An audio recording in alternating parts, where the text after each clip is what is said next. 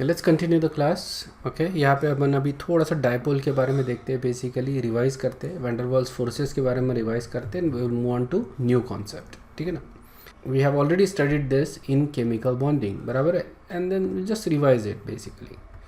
सो जब भी देखते हैं अपन कोवेलेंट बॉन्ड, ओके, अगर दो अलग अलग एटम्स के बने हुए अगर है तो there is going to be some polarity, there is going to be some partial positive and partial negative charges. Okay, इसको अपन बोलते हैं परमानेंट डाइपोल। अगर इस तरह के चार्जेस परमानेंटली प्रेजेंट है उसके ऊपर तो ऐसा बेसिकली ऐसा अपन डाइपोल बोल रहे हैं।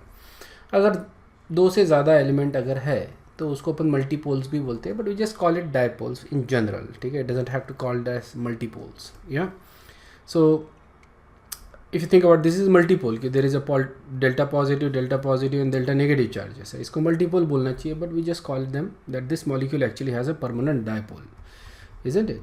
So this is basically water molecule, हमें को मालूम है, and the dipole of this bond is in that direction, this bond is in that direction, then we say that okay, permanent dipole जो रहेगा that is going to be towards that direction। और अपने को थोड़ा lone pair of electron, इनके भी dipoles अपने को कौन से सबका वेक्टर सम अगर अपन करते हैं तो we get the permanent dipole of the molecule. So this molecule actually has a permanent dipole.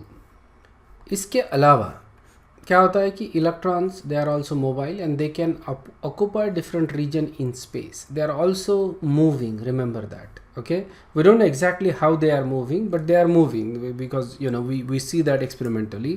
All right, if electrons are on one side of the molecule, okay, जैसे for example कोई hydrogen molecule ले लिया मैंने, okay, and that is the molecule।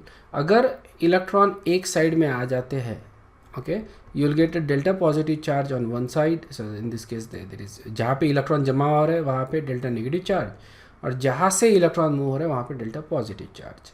So you get a dipole again in this case. Okay, so even in case of single atom, even in case of single atom, okay, एक ही atom है basically, there is nothing else going on, उस case में भी you will always get a dipole. Okay, यहाँ पे dipole बहुत कम रहता है, छोटा रहता है, but there is a dipole. Okay, there will be some delta positive and delta negative charges because electrons are going to move from one location to other location because their environment is constantly changing। बराबर है ना, जो atom है या जो molecule है या जो भी गैस है, okay, they are constantly moving. तो मॉलिक्यूल्स में there is a kinetic energy. अब काइनेटिक एनर्जी रहने की वजह से उनका जो एनवायरमेंट है that is constantly changing. Okay, it is not constant. तो इसके वजह से इनका जो इलेक्ट्रॉन डेंसिटी जो होता है क्लाउड का, ये क्लाउड का इलेक्ट्रॉन डेंसिटी जो रहेगा वो चेंज होते रहेगा, और इसके वजह से there are going to have dipoles in the structure. समझ में आया क्या? Okay, there is going to be a dipole. This is not a permanent dipole, but at any given instant there is going to be some dipole. इसको अपन temporary dipole बोलते हैं अपन। Clear है कि ये? ऑलराइट, इस तरह के जो डाइपोल्स रहेंगे they may induce dipoles in nearby molecules. तो एक इसमें डाइपोल आ गया, so you can see exactly opposite dipole दूसरे मॉलिक्यूल में आएगा, है ना। देखो delta positive negative positive negative positive negative, इस तरह से ये डाइपोल्स आ रहे basically. And then you can see that negative को पॉजिटिव और पॉजिटिव को नेगेटिव, इस तरह से ये डाइपोल अल्टरनेटली आते रहेंगे मॉलिक्यूल्स में। Okay, so it will cause a dipole in nearby molecules as well। Okay, so that is the genesis of dipole basically। और इसी से van der Waals forces emerge होते हैं। The reason we are discussing this, remember, because इसके बाद वाला जो concept है वो अपने को van der Waals gas equation discuss करना है। That is the reason why. Okay, so that's why we are discussing all that. There are 3 types of van der Waals forces. इनको अपन ने ऑलरेडी डिस्कस किया है, रिमेंबर दैट। कीसॉम फोर्सेस होते हैं जिसको अपन डाइपोल फोर्स बोलते हैं। डीबीए फोर्स होते हैं जिसको अपन डाइपोल इंड्यूस डाइपोल फोर्स बोलते हैं। और लंडन फोर्सेस होते हैं जिसको अपन इंस्टेंटेनियस डाइपोल या डिस्पर्शन फोर्स बोलते हैं। ओके, लंडन फोर्स ये सबसे वीक होता है, ये इंस्टेंटेनियस डाइपोल या डिस्पर्शन फोर्स होता है basically. This is basically between इसको अपन इंस्टेंटेनियस, देखो इंस्टेंटेनियस बोल रहे हैं मतलब it is going to be present at any given instant but it is not permanent, ठीक है ना. So to non polar molecules जैसे कि हाइड्रोजन हो गए या फिर क्लोरीन हो गए या फिर नाइट्रोजन, ऑक्सीजन, इस तरह के जो मॉलिक्यूल्स है जहाँ पे there is no polarity in the molecule itself. Okay, there is no polarity, जैसे कार्बन डाइऑक्साइड हो गया, तो ये कोई भी मॉलिक्यूल पोलर नहीं है. ऑलराइट, लेकिन obviously there is going to be instantaneous dipole, जो अभी जस्ट अपन ने डिस्कस किया उसी तरह का डायपोल इनमें क्रिएट होगा, और एक में क्रिएट हुआ तो ये दूसरे में भी क्रिएट करवाएगा. Okay, all the molecules are moving, so there are going to be dipole in all the molecules. Okay, and these are all instantaneous dipoles. ये चेंज होते रहेंगे.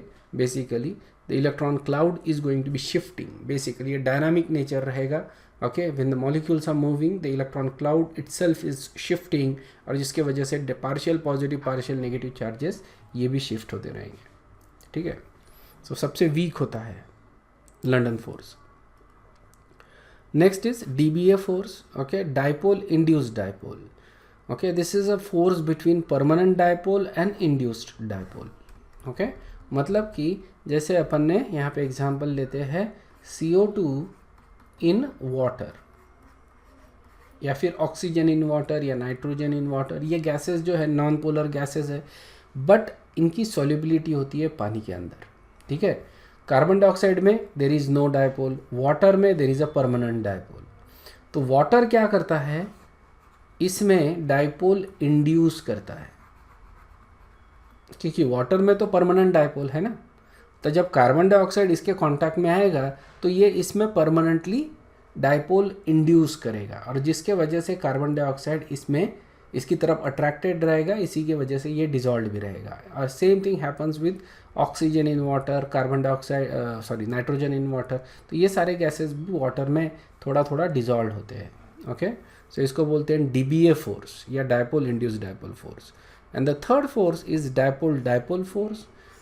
ओके, मतलब दोनों जो स्पेसीज इन्वॉल्व है इसमें दे एक्चुअली आर उनमें परमानेंट डायपोल है. Example water and water. ठीक है, ऑलराइट. सो वाटर तो एक्चुअली हाइड्रोजन बॉन्ड बनाता है, so that probably is not the correct example. Okay, we can say something like HCl. Okay, HCl. तो HCl जो है they have a permanent dipole and they will be attracted towards each other. समझ में आया? HCl हो गया, HBr हो गया, इस तरह के जो मॉलिक्यूल्स है जिनमें परमानेंट डायपोल है. ओके, ना वाटर मैंने इसलिए नहीं लिया एक्चुअली, ये इसलिए डिलीट कर दिया वहाँ से क्योंकि water actually makes hydrogen bond, और डायपोल फोर्स भी होता है उसमें और हाइड्रोजन बॉन्ड भी होता है, लेकिन डायपोल बहुत वीक फोर्स है as compare to hydrogen bond. तो डोमिनेटिंग फोर्स कौन सा हो गया? हाइड्रोजन. इसलिए water is a liquid, isn't it? And that's why we don't actually consider water in this particular example, क्योंकि it is negligible for as compare to hydrogen bond. लेकिन for HCl dominating force is dipole dipole force, या इसी को अपन क्या बोलते हैं? कीसॉन force. Clear है क्या? ये जो फोर्सेस है ये काय के ऊपर डिपेंड करते हैं? ये डिपेंड करते हैं size of the molecule and shape of the molecule. ठीक है, साइज बोले तो जितना ज़्यादा बड़ा साइज रहेगा मॉलिक्यूल का उतना ज़्यादा ये डिस्टॉर्ट होगा, इजंट इट? उतना ज़्यादा डिस्टॉर्ट होगा तो इसका मतलब उसमें उतना ज़्यादा डायपोल डायपोल फोर्स या जो भी वैंडर वाल्स फोर्स है वो जनरेट होगा. ओके, सो बड़े साइज़ के मॉलिक्यूल में ज़्यादा रहेगा. So for example if you take F2, Cl2, Br2 and I2, ये एग्जांपल लेते हैं. तो as you go down in this particular case, as you go down, तो जो वैंडर वाल्स फोर्स है वो इंक्रीज होगा. ठीक है ना, बहुत ही फंडामेंटल चीज़ है. लेकिन तुम अगर लास्ट ईयर के जैसे 20 ईयर्स के अगर क्वेश्चन पेपर निकालो ना JEE या नीट के, तो तुमको दिखेगा कि काफ़ी बार इसमें इसके ऊपर क्वेश्चंस पूछे गए हैं, काफ़ी बार. ओके, क्योंकि these are something that needs to be applicable, क्योंकि तुम सभी के बॉइलिंग पॉइंट मेल्टिंग पॉइंट तुम याद नहीं कर सकते ना. तो कंसेप्चुअल लेवल पे तुमको क्वेश्चन पूछ रहे, अप्लाई करो. ओके, सो साइज बढ़ेगा तो बॉइलिंग पॉइंट मेल्टिंग पॉइंट बढ़ेगा, क्योंकि वैंडर वाल्स फोर्सेस बढ़ रहे हैं. ठीक है ना. नेक्स्ट चीज़ आएगा shape of the molecule. Shape of the molecule मतलब कि मान लो दो तरह के मॉलिक्यूल है, एक है लीनियर है इस तरह का, ओके, और दूसरा इसको अपन लीनियर बोलते हैं because molecules are zigzag, they are not straight like a arrow, ठीक है, they are always zigzag, and the other molecule is may be something like this, okay, इस तरह का। So this is linear and this is spherical, ठीक है ना। अब linear molecule में ज़्यादा एरिया ऑफ कॉन्टैक्ट होता है, स्फेरिकल मॉलिक्यूल में there is a less area of contact, है ना। स्फेरिकल जब रहता है तो it's a very less area of contact, तो इसका मतलब वैन डर वाल्स फोर्सेस इधर कम रहेंगे, less van der Waals force, और यहाँ पे ज़्यादा वैन डर वाल्स फोर्स रहेंगे।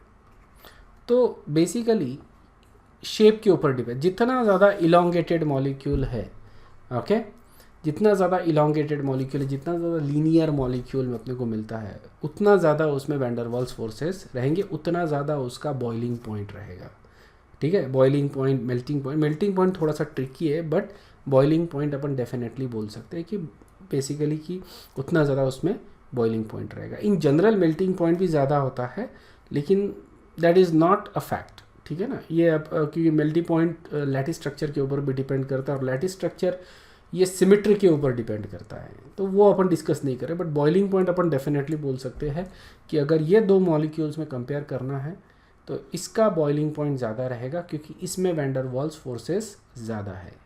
क्लियर है क्या? तो जितना ज़्यादा स्फेरिकल होते जाएगा मॉलिक्यूल, या जितना ज़्यादा उसमें ब्रांचिंग बढ़ते जाएगा, ब्रांचिंग बोलते हैं अपन, ब्रांचिंग इंक्रीज होगा, उतना ज़्यादा इसमें उतना ज़्यादा उसका वैन डर वाल्स फोर्स कम होते जाएगा और बॉइलिंग पॉइंट डिक्रीज होते जाएगा। Here is a review question, ठीक है। ये क्वेश्चन का आंसर बताओ। Which of the following has the strongest van der Waals force, बताओ। Strongest van der Waals forces अपने को पूछे, बराबर है। So all you have to do is to do the molecular mass, okay. And अगर यहाँ पे देखते हैं अपन तो सबसे ज़्यादा मॉलिक्यूलर मास किसका आता है? आयोडीन का, and that is the one that has highest van der Waals forces। अगर तुम देखते हो स्टेट, ठीक है ना, फ्लोरीन गैस है, HCl ये भी गैस है, हीलियम ये तो डेफिनेटली गैस है, और आयोडीन कैसा है? Iodine is solid, that is the only one that is actually solid, and that is why it must have highest van der Waals forces. सारे के सारे नॉन पोलर है, ठीक है ना। HCl इज एक्चुअली पोलर, कि इसमें परमानेंट डायपोल है, इवन देन इसमें परमानेंट डायपोल है, but even then it is a gas. इसका मतलब इसमें जो फोर्सेस है that are quite weak, but इसका देखो साइज डोमिनेट कर रहा है। इवन दो HCl में परमानेंट डायपोल है, स्टिल अ गैस, लेकिन आयोडीन, राइट, ये इतना बड़ा मॉलिक्यूल है कि इसमें बहुत ज़्यादा van der Waals forces generate होते हैं। ये इसमें जो फोर्सेस होते हैं, दिस इज बेसिकली ये लंदन फोर्सेस, ठीक है ना, लंदन फोर्सेस जनरेट होते हैं आयोडीन में, and it's quite strong, okay, and that's primarily because of the size, and that's why it is actually a solid at room temperature. Next question, at relatively low pressure which of the following gases would be expected to show the greatest deviation from ideality? Okay, let's talk about this question. It's a very nice question. If you think about it, we have seen a lot of things, okay, और अपन ने देखा ideality के लिए क्या होता है, okay। In the last class we talked about compressibility factor, बराबर है, और हमने देखा तो ग्राफ देखा था, रिमेंबर दैट, आइडियल, और इसमें कोई भी गैस आइडियल बिहेवियर नहीं दिखाता। ये सारे के सारे रियल गैसेस है, तो इनका सभी का डिविएशन तो रहेगा ही रहेगा। सभी gases they will all deviate from ideal behaviour, obviously किसी का भी आइडियल गैस बिहेवियर नहीं रहेगा, सभी डिविएट करेंगे। लेकिन जितना ज़्यादा मॉलिक्यूलर मास रहेगा उतना ज़्यादा उसमें डिविएशन रहेगा, ये भी अपन ने लास्ट क्लास में देखा था, okay, if you remember that, okay. तो जो ग्राफ था उसमें देखना तुम, ज़्यादा मॉलिक्यूलर मास आता है तो ज़्यादा डिविएशन आता है, okay, for the, and so sulphur dioxide is the correct answer for this. Highest molecular mass, also it has polarity, okay, dipole होता है सल्फर डाइऑक्साइड में, इसमें ज़्यादा पोलैरिटी है, इसके वजह से इसमें ज़्यादा बिहेवियर, ज़्यादा मतलब it's going to not follow the ideal gas behaviour, ठीक है ना, इसमें बहुत ज़्यादा डिविएशन आएगा इसमें। और all the other gases will also show deviation, लेकिन इनमें कम रहेगा डिविएशन। समझ में? हीलियम इज़ लिटिल डिफरेंट क्योंकि इसमें हमेशा पॉजिटिव डिविएशन आता है। बाकी नाइट्रोजन और मीथेन, ओके, ये जो गैसेस है इनमें पहले निगेटिव डिविएशन और हाई प्रेशर पे पॉजिटिव डिविएशन है ना, लो प्रेशर पे निगेटिव डिविएशन और हाई प्रेशर पे फिर पॉजिटिव डिविएशन मिलेगा। लेकिन सल्फर डाइऑक्साइड में उसी तरह का बिहेवियर रहेगा, पहले नेगेटिव डिविएशन और बाद में पॉजिटिव डिविएशन, बट बहुत ज़्यादा डिविएशन इसमें दिखने के चांसेस है। So remember we are predicting कि कहाँ पे ज़्यादा डिविएशन अपने को मिल सकता है based upon van der Waals forces. Okay, so next concept जो अपन स्टार्ट कर रहा है that is basically van der Waals equation of state. Okay, मतलब कि van der Waals gaseous state equation, ठीक है ना। This is basically an equation for real behaviour of gases. अभी जो अपन ने देखा था PV equal to nRT, that is ideal gas equation, बराबर है। We need a real gas equation which is van der Waals gas equation. समझ में आया ना? तो ये इक्वेशन अपन देखते हैं। This is nothing but modification of PV equal to nRT, ध्यान में रखना। It is simply a modification of PV equal to nRT, ठीक है ना। यही इक्वेशन अपन मॉडिफाई करने वाले हैं for real gas behaviour. Okay, so ये देखो यहाँ पे लिखा ही है, modified the ideal gas equation to account for these reasons. Deviations जो होते हैं, ओके, वो डिविएशंस अकाउंट करने के लिए उसने इस इक्वेशन को मॉडिफाई किया। इसने दो तरीके से इस इक्वेशन को मॉडिफाई किया। Remember, two ways he change the equation. One is the correction in pressure term, pressure को उसने मॉडिफाई किया, और सेकंड था करेक्शन इन वॉल्यूम टर्म, ठीक है। जो PV is equal to nRT, इसमें जो टर्म्स है जो उसने मॉडिफाई किए वो है प्रेशर एंड वॉल्यूम। समझ में आया क्या? ये जो टर्म्स है ये चेंज किए उसने। Now what does the pressure actually indicate? यहाँ पे प्रेशर क्या इंडिकेट करता है आइडियल गैस इक्वेशन में? प्रेशर इंडिकेट करता है pressure exerted by the gas, बराबर है। बट इट ऑल्सो इंडिकेट्स कि गैस पार्टिकल्स जो है उनका मास क्या है और वो कितने स्पीड से मूव हो रहे हैं, इज़न्ट इट? उनकी काइनेटिक एनर्जी कितनी है ये भी इंडिकेट कर रहा है, इज़न्ट इट? सो बेसिकली हमको करेक्ट फैक्टर्स इसमें इंक्लूड करने पड़ेंगे, क्योंकि अभी क्या हो रहा है कि जो प्रेशर अपने को मिल रहा है that is not the correct. It is obviously pressure exerted by the gas, क्योंकि अपन मेजर कर रहे हैं, लेकिन डिफरेंट पार्टिकल्स उनका जो इफेक्टिव प्रेशर है it gets differently affected by their masses और their size, because you can't consider all particles to be just spherical, बराबर है ना। काइनेटिक थ्योरी ऑफ गैस क्या बोलता है? All particles are spherical. ऐसा थोड़ी है।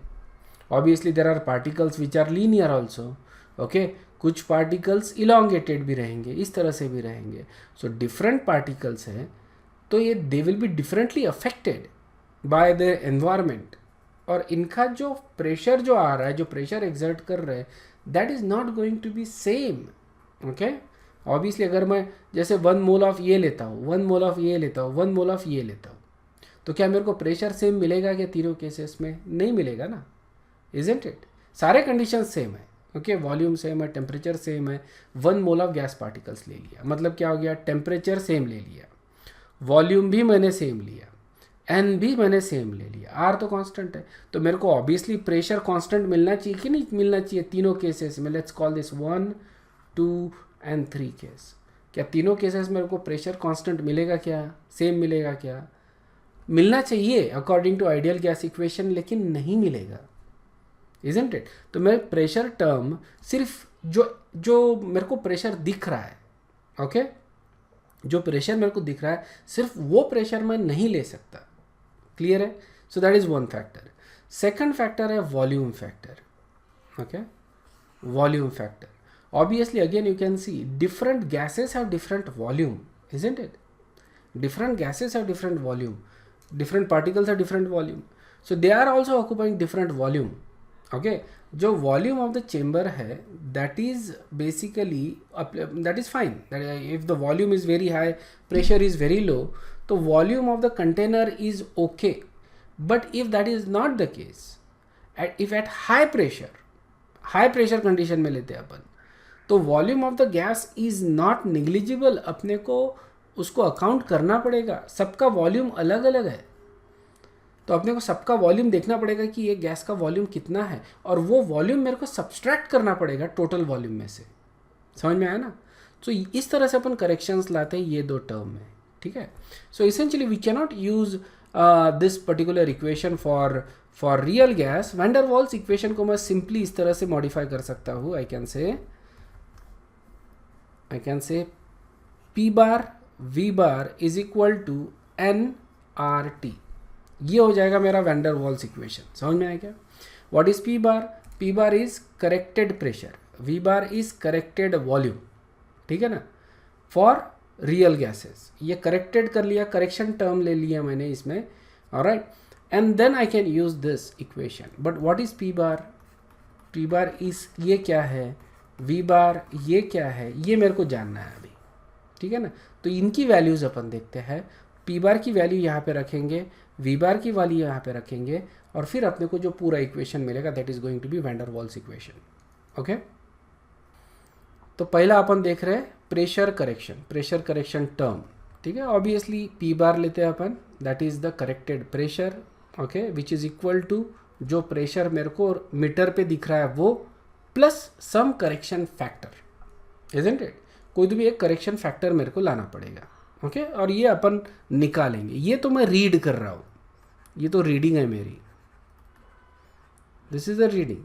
But what about this pressure correction? ये अगर मेरे को मालूम हो जाए तो मैं P बार यूज़ कर सकता है आसानी से। सो ये अपन देखते हैं what is P correction. So P correction देखा गया है कि it is directly proportional to N/V, okay. इस तरह से अपन उसको डिड्यूस कर सकते हैं। The attractive force of other molecules will be proportional to the density of the molecules, ठीक है ना। क्योंकि क्या बता रहा है अपने को, प्रेशर जो है that is indicating the attractive force between the molecules, isn't it. Pressure ये अपने को बताता है कि अट्रैक्टिव फोर्स कितना है, ओके। और ये देखा गया है कि attractive force is directly proportional to density, ठीक है ना। और डेंसिटी को अपन लिख सकते हैं N/V, ओके। और उसी तरह से attractive force is also proportional to number of molecules that strike the wall, okay. Attractive force is directly proportional to the number of molecules that strike the wall surface, isn't it? And उसको भी अपन express कर सकते हैं P correction directly proportional to N/V, isn't it? मतलब if you think about it, जो P correction है that is directly proportional to N and inversely proportional to volume, okay? Correction factor जो है directly proportional to N and inversely proportional to volume. लेकिन ये दो बार proportional है, इसलिए मेरे को N² V² लेना पड़ेगा। समझ में आया क्या? दो बार प्रोपोर्शनल आ रहा है, डबल प्रोपोर्शनल आ रहा है, इसलिए N²/V² मेरे को लेना पड़ेगा। सो P करेक्शन जो टर्म होता है दैट इज इस तरह से मैं लिखूंगा उसको, okay. P correction is N²/V², ठीक है, क्योंकि दो बार अपन इसको एक्सप्रेस कर रहे हैं। तो प्रोपोर्शनैलिटी कांस्टेंट साइन निकाल लेते हैं। We get A is the proportionality constant, okay. A is the proportionality constant. So P correction is equal to A N²/V²। Clear है क्या? ओके, तो ये जो इक्वेशन है अपना, ओके, P प्राइम वाला, ओके, P बार वाला, P bar is equal to P plus P correction. P correction यहाँ पे रख देते हैं अपन, तो P bar is equal to P plus A N²/V²। ये तुमको ध्यान में रखना है, ठीक है। तो ये अपने को P बार मिल गया basically for van der Waals equation. P bar is equal to P जो अपन रीड कर रहे हैं प्रेशर प्लस A N²/V², ठीक है। नाउ टर्म्स समझ लो ये इक्वेशन के क्या क्या है। P प्राइम क्या है, P बार क्या है, that is the ideal gas pressure, N is the number of moles, okay. A is the van der Waals gas constant basically, and that is specific for gas and it will depend upon the gas itself. And P, which is this, is observed pressure जो अपन read कर रहे हैं basically, okay. And V is the volume, okay, volume of the gas. तो A देख लो, A is the most important factor यहाँ पे, which is the van der Waals gas constant. It represents the extent of attractive force between the molecule.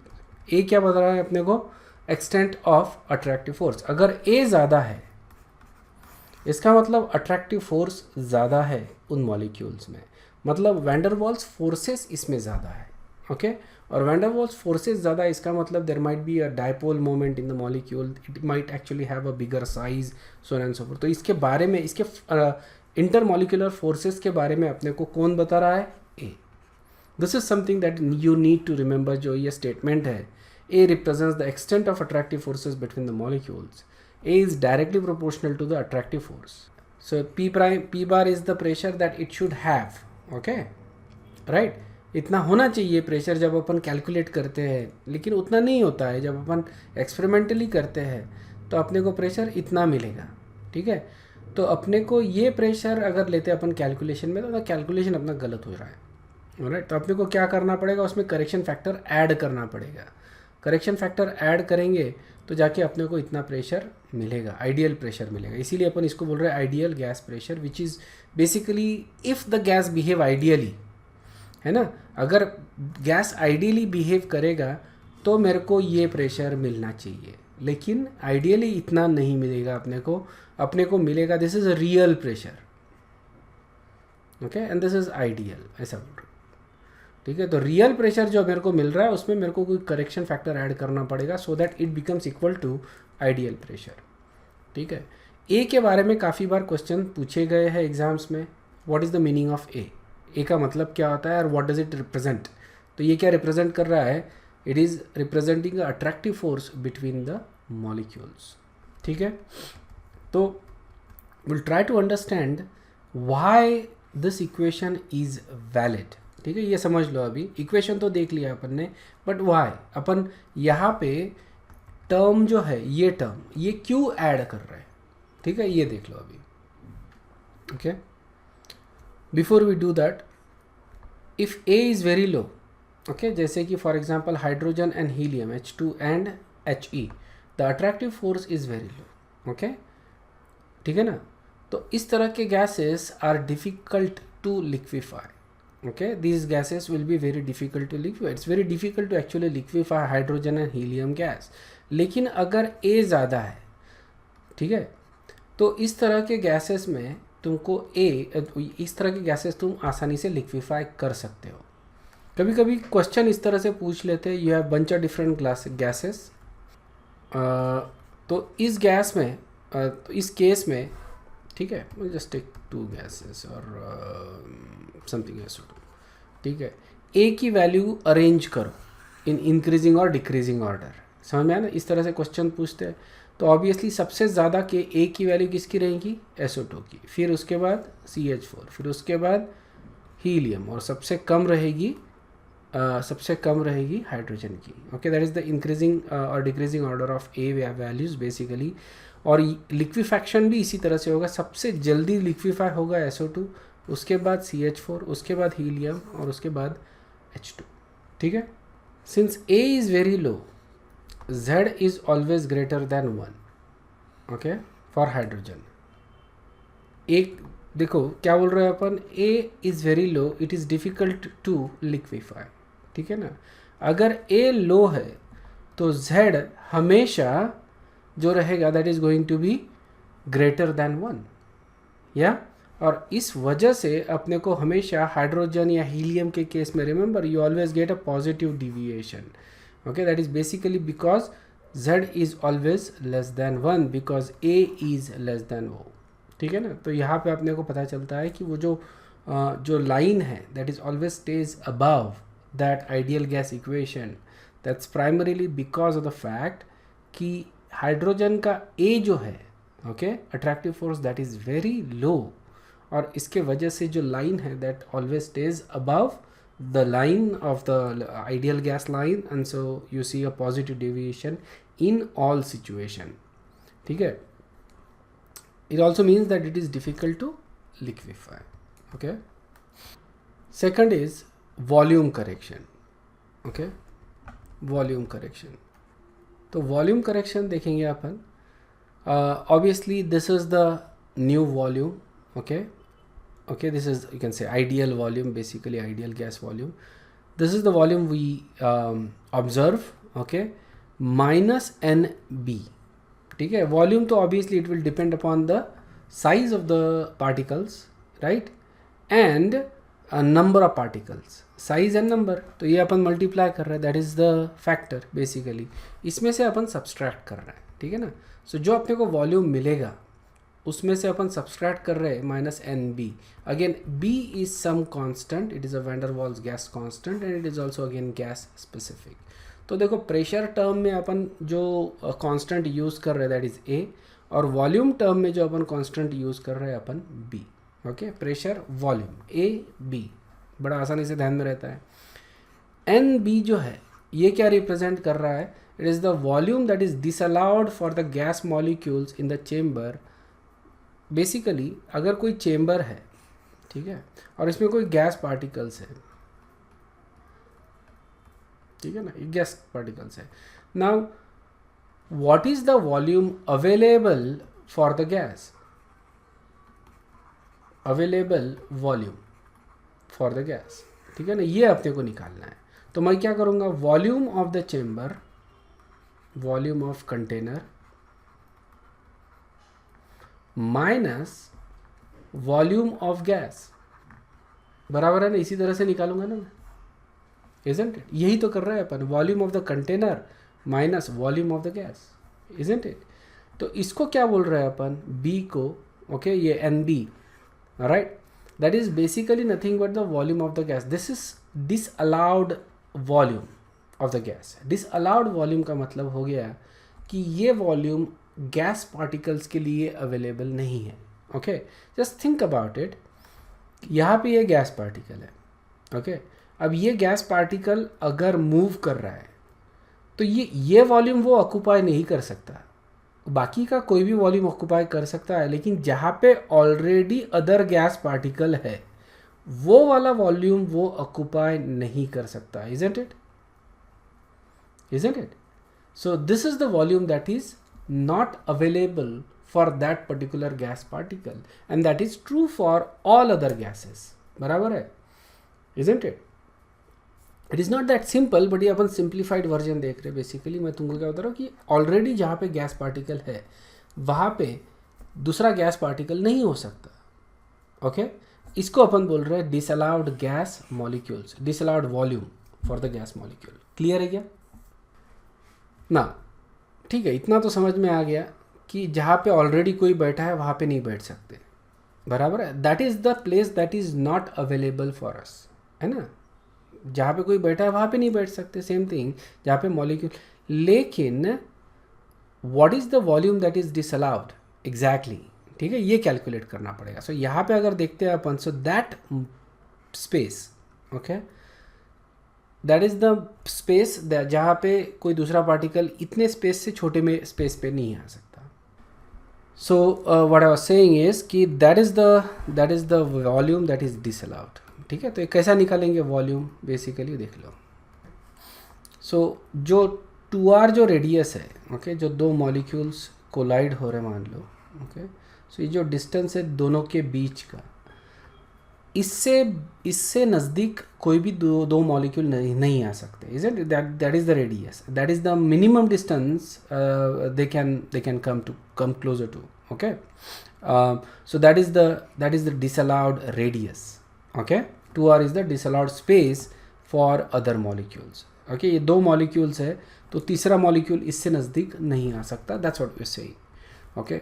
So D pair which is disallowed space पर pair, ये pair के लिए, okay, disallowed space पर pair is 4/3 pi 2r cube, क्योंकि ये आ रहा है ना, पाई r क्यूब लेते हैं अपन, लेकिन that is the radius that is disallowed for third molecule, okay. इसलिए अपन क्या ले रहे हैं, 4/3 पाई r क्यूब, r अपन ले रहे हैं 2r, so 2r cube and it becomes 8 times 4/3 pi r cube, ठीक है, ये हो जाता है। अब this is basically we can say for one pair, okay, for one pair 8 times volume पर molecule, okay, which is disallowed volume पर pair is 8 times volume of एक मॉलिक्यूल का जो वॉल्यूम है, okay, times 8, that is the volume that is not allowed for other molecule, okay.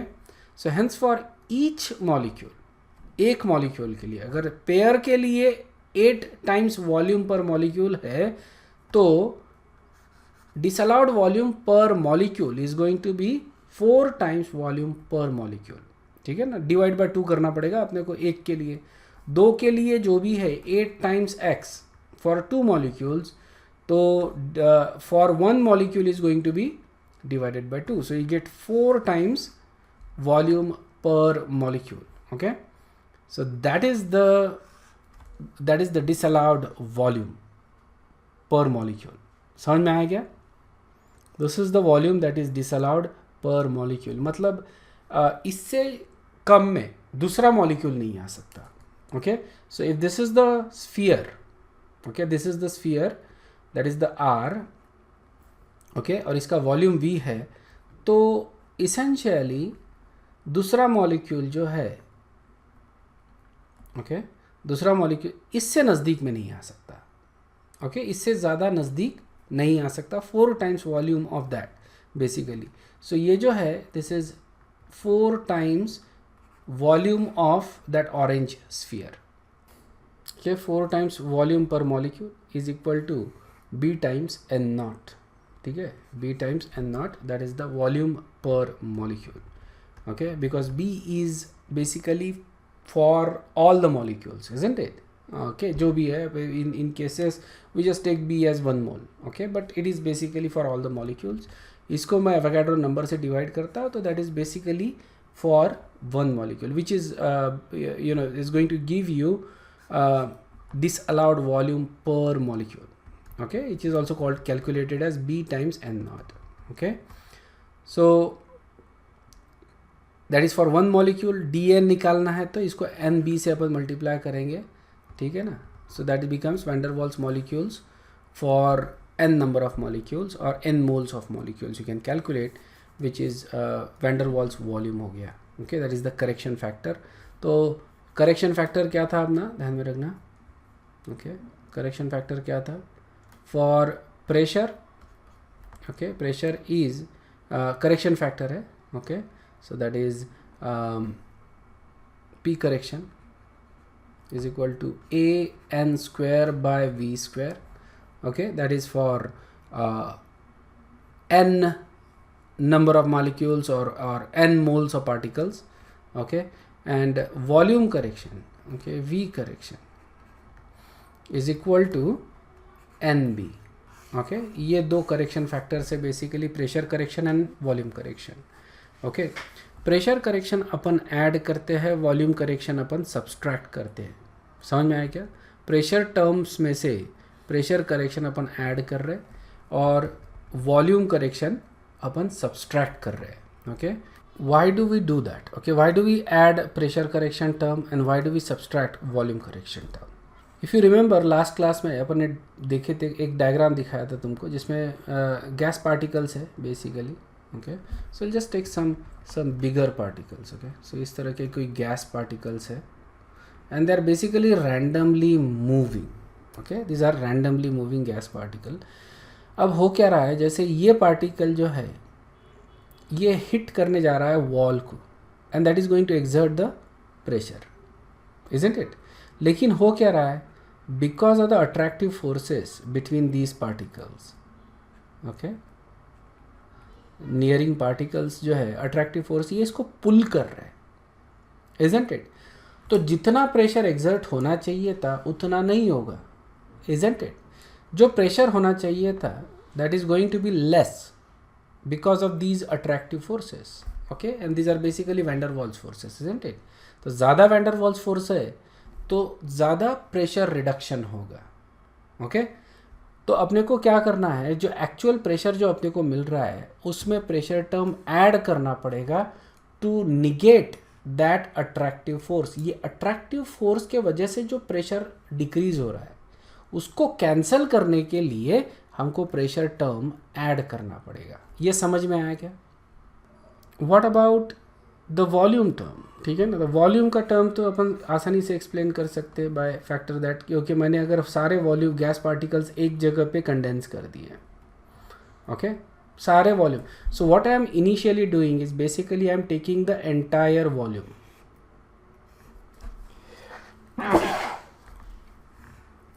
Entire volume, ठीक है ना।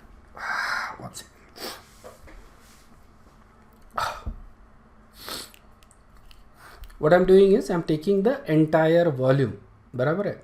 लेकिन इसका मतलब क्या होता है कि पूरा volume available to the gas particles, okay, but is it really the entire volume that is available to the gas particles? No, isn't it. The gas particles के लिए कौन सा वॉल्यूम अवेलेबल है? ये वाला। ये जो वॉल्यूम है that is basically the disallowed volume. मतलब मेरे को क्या करना पड़ेगा, जो volume, total volume available to the gas, वो करना है तो volume of the container minus disallowed volume, okay. तो यहाँ पे मेरे को वॉल्यूम टर्म सब्सट्रैक्ट करना पड़ता है, and so this is how we treat the correction factors. Clear है क्या? ओके, सो ये जो इक्वेशन है that is what we call as a van der Waals equation of state, okay. This is pressure, this is volume is equal to nRT, rather than just taking PV is equal to nRT। ये अपना ideal gas equation हो गया। Pressure जो अपने को मिलेगा या volume जो अपन ले रहे हैं वो गलत है, ओके। इसलिए अपन ने क्या किया है, इसमें करेक्शन टर्म्स ऐड किए, ओके। देखो P plus a n square by v square and V minus n b, ठीक है, is equal to nRT। This is called as van der Waals equation of state, okay, या real gas equation बोल सकते हो तुम इसको। A and B are assumed constant for the gases, okay, but in reality they will vary with the temperature. A और B ये constant होते हैं, लेकिन obviously they very slightly with the temperature, बहुत ज़्यादा चेंज नहीं होते, right, but they are temperature dependent, ठीक है, इतना ध्यान में रखो तुम। They very little bit, we don't have to worry about that, लेकिन they are temperature dependent, okay. Van der Waals equation at low pressure, देखो क्या होता है when we do van der Waals equation at low pressure. What I want you to realize is the graph, ठीक है। यहाँ पे अपन ने z लिया था which is PV by RT, remember that z is equal to PV by RT, okay. और यहाँ पे अपन ने प्रेशर लिया है, alright. Now for ideal gas अपने को सीधा सीधा लाइन मिलता है, ओके, 1, इजंट इट।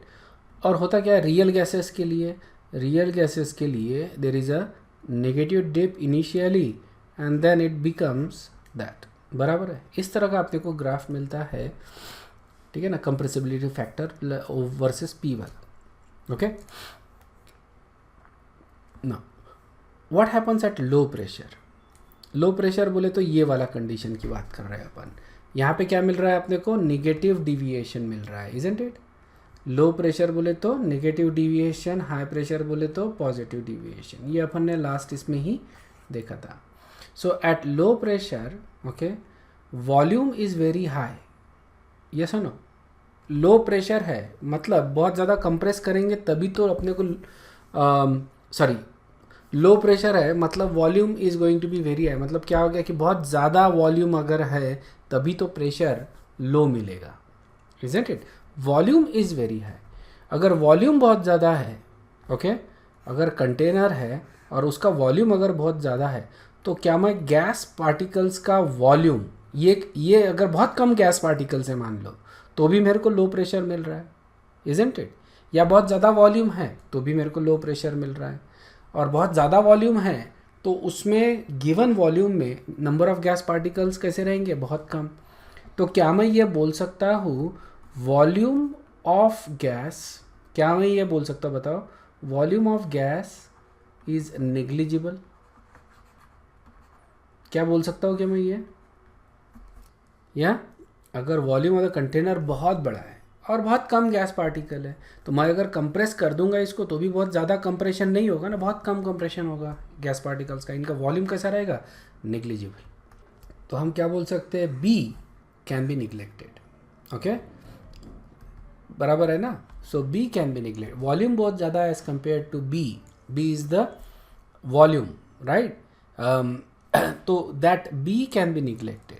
तो जो अपना रियल गैस इक्वेशन जो था बेसिकली उसमें से अपन बी वी माइनस एन बी होता है ना, वी माइनस एन बी, तो अगर बी निगलेक्ट कर रहे हैं, okay, V minus n b, तो मैं ये टर्म निगलेक्ट करूँगा तो this becomes equal to V, approximately becomes equal to V, okay, which is basically the volume of the container, okay. तो अपना इक्वेशन क्या होता है, ये वाला, okay. So this is the equation, okay. अब इसको मैं सॉल्व करता हूँ, ये ब्रैकेट को। So P V is equal to R T a by we, है ना, ये सॉल्व कर लिया अपन ने, right, and then we brought it on this side, basically leaving P V on that side, ठीक है। तो ये हो जाता है अपना P V is equal to R T minus A by, solve करके देख लो, यही इक्वेशन मिलेगा तुमको। And then you divide the entire equation by R T, okay. R T से डिवाइड करेंगे इसको, आर टी हो जाता है ये, इसको भी डिवाइड कर दिया आर टी से, okay. So P V by R T is equal to Z 1 minus A by T R V. तो क्या मिल रहा है अपने को equation, P V by R T is equal to 1 minus A by T R V, okay. तो यहाँ पे देखो z is equal to 1 minus A by T R V for low pressure condition, okay. मतलब ये वाले condition में अपने को negative deviation 1 minus A by T R V, तो z is less than 1 at low pressure, understood है। मतलब ये जो अपने को ग्राफ मिल रहा था रियल गैसेस का, ये अपन एक्सप्लेन कर सकते हैं based upon der Waals gas equation. समझ में आया क्या? वैंडरवाल्स इक्वेशन से अपन ये ग्राफ एक्सप्लेन कर रहे हैं, because we get negative deviation which is the same negative deviation मिल रहा है एट लो प्रेशर, ठीक है। इसी तरह से eight high pressure will get a positive deviation basically, जो अपन नेक्स्ट क्लास में देखेंगे, ओके। तो यहाँ पे अभी अपन रुकते हैं, इसी को कंटिन्यू करेंगे और देखेंगे van der Waals equation at high pressure क्या होता है, okay. But I give you a brief idea about it, so will see that in the next class, okay. इसको कंटिन्यू करेंगे अपन नेक्स्ट क्लास में, alright. Thank you very much, bye bye, I will see in the next class.